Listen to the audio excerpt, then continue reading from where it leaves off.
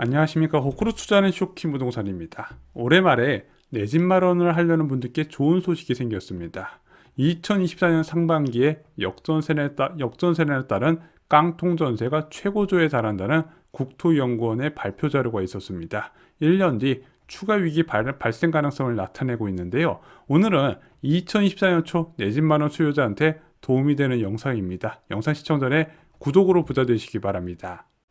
자, 현재 부동산 시장을 요약하면은요. 서울 및 경기 주요 지역 랜드마크 아파트 단지 기준으로 1월 초급매가 마이너스 35% 내외였다가 2월 달에 30% 내외로 바뀌었고, 현재는 고점 대비 마이너스 20에서 25%로 많이 축소가 된 상황입니다. 초급매가 그렇게 단기간에 많이 빠져나간 상황이에요. 자, 이게 참으로 애매한 하락률이에요. 한 달 사이에 10% 비싼 가격에 사야 하는 것도 기분 나쁘고요.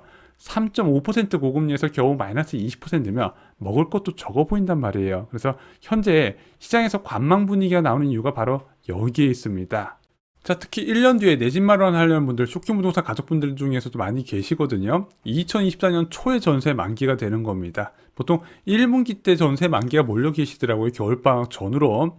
근데 이분들이 자산 대부분이 보증금에 묶여 있어요. 그래서 시장 회복에 가장 불안해하는 수요자입니다. 좀 마음이 급하신 분들은 지금 미리 사놓으신 분도 계시더라고요. 근데 대부분 그렇지 못한다는 거죠. 자, 1년 뒤 내 집 마련하려는 분들께 좋은 소식, 역전세난을 따른 깡통전세 최고점 시점이 2024년 상반기다. 자, 주택시장에서 투자자 입장에서 가장 재앙 같은 상황이 역전세난이고, 이 역전세난이 가장 심해지는 시기를 2024년 상반기로 국토연구원에서 본 거죠. 자, 이 보고서 보니까 좋은 내용들이 많이 담겨 있습니다. 일단 갭 투자 증가 시점에 대해서 정확하게 나와 있습니다.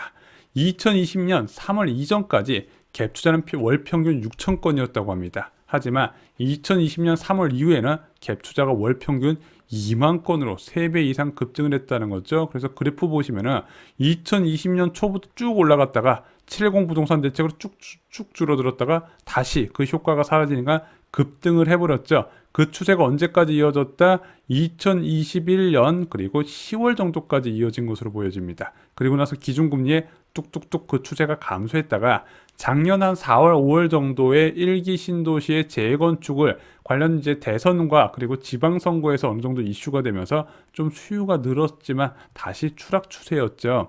그래서 쇼킹 부동산에서는 예전부터 역전세난 관련해서 말씀을 드릴 때 누가 위험하다? 모든 갭 투자자가 다 위험한 게 아니라 2020년 코로나19 이후에 0.5% 초저금리에 갭 투자한 사람들이 위험하다고 말씀드렸습니다. 그래서 이때 갭 투자한 사람하고 그 전에 투자했지만 주택수를 늘려나간 사람 같이 쌍으로 위험하다 말씀을 드렸죠. 모든 갭 투자자가 위험한 건 아니었어요.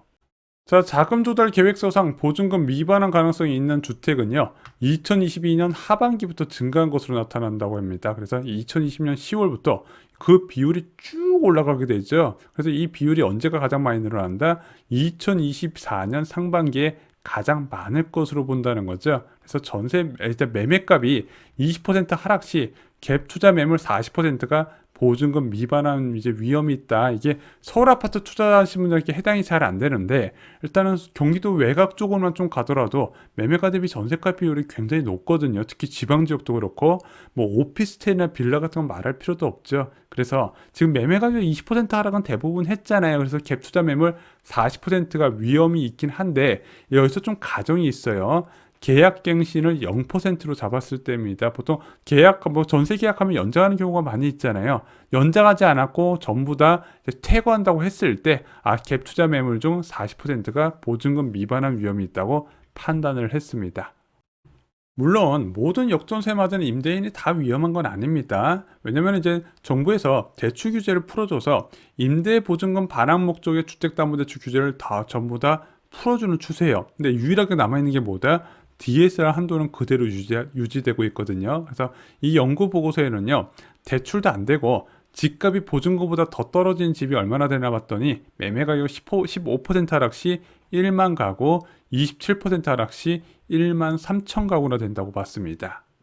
이 분석대로면요, 역전세난에 따른 초매는 2024년 1분기가 가장 많을 것으로 보여집니다. 역전세에 몰린 임대인의 투매가 몰릴 것인데 이때 또 굵직한 이벤트가 있죠. 개포 지역에 DH 퍼스트이어 아이파크 무려 6,700세대나 입주하게 됩니다. 그래서 2024년 1월, 2월에도 초급매가 쏟아질 가능성이 남아 있다는 거 여러분들도 알고 계시면 좋을 것 같습니다. 그리고 저도 개인적으로 주택 매수에 가장 유리한 시기를 매년 1월이나 2월로 꼽거든요. 겨울방학 때 신축 아파트 입주가 몰려있고 학기가 끝난 자녀를 둔 학부모들의 이동이 많더라. 그러면은 이때 세입자가 퇴거를 하잖아요.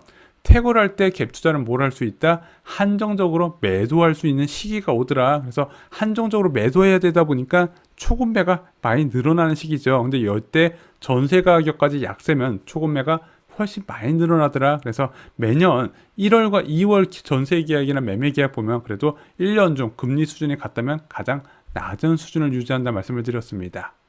그럼 2024년 초 매수자는 지금 기다리고 이제 이번 겨울 다음에 다가올 겨울을 기다리면 되겠네. 2024년 12월부터 사는 것을 알아보면 되겠네. 근데 변수가 있습니다.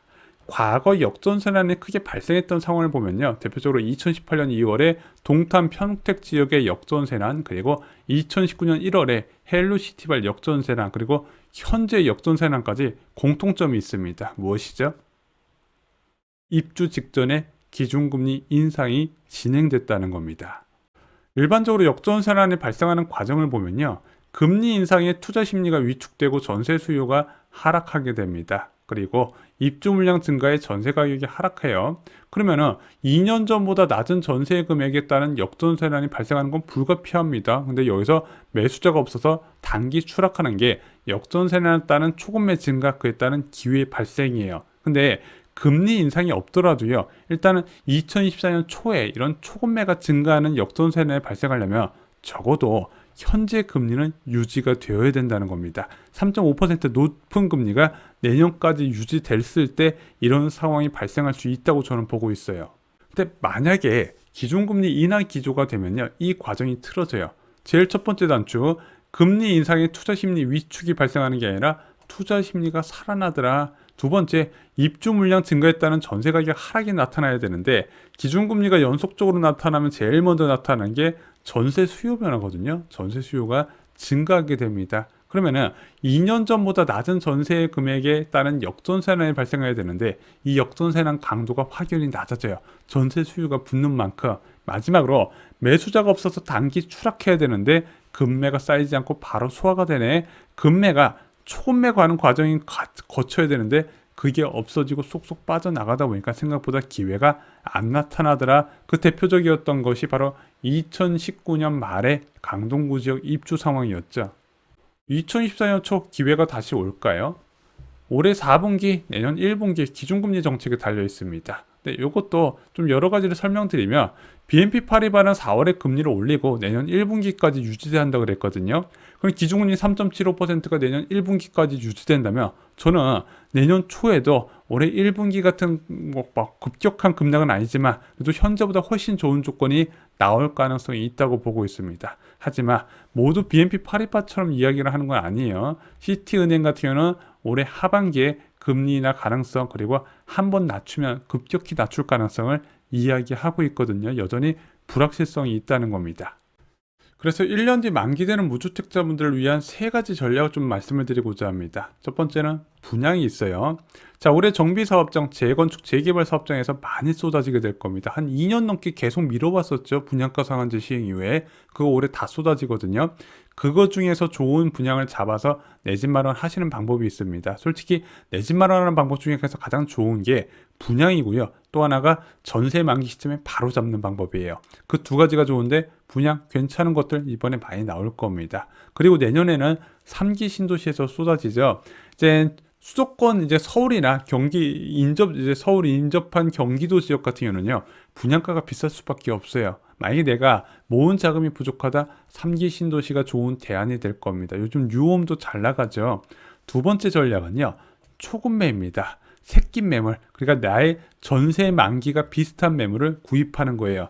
지금은 철저하게 실소자 중심으로 시장이 흘러가다 보니까 이제 만기가 많이 남은 매물들은 가격을 많이 낮출 수밖에 없거든요. 여기서 또 매수자가 절대적으로 우위 시장을 가져갈 수가 있습니다. 그래서 그런 매물 나오면은 한번 체크해서 좋은 기회를 잡아보시는 것도 저는 괜찮다고 생각을 하고요. 마지막으로 그냥 자연스럽게 2024년 초에 전세 만기면 그냥 그때 내 집 마련 하는 방법 정황상 나쁘지는 않은데 체크하셔야 되는 거는 기준금리 인하 이전에는 매수를 꼭 하시는 게 좋다. 다시 한번 강조를 드립니다. 쇼킹 부동산이 멤버십을 시작을 했습니다. 저희가 일반 영상에서 다루지 못한 훨씬 솔직하고 공격적인 부동산 투자 정보와 내 집 마련 정보 멤버십에서 다루고 있습니다. 주 3회 멤버십 회원 전용 영상을 만나보시기 바랍니다. 이상으로 영상 마치겠습니다. 좋아요, 구독, 공유 꼭 부탁드립니다. 감사합니다.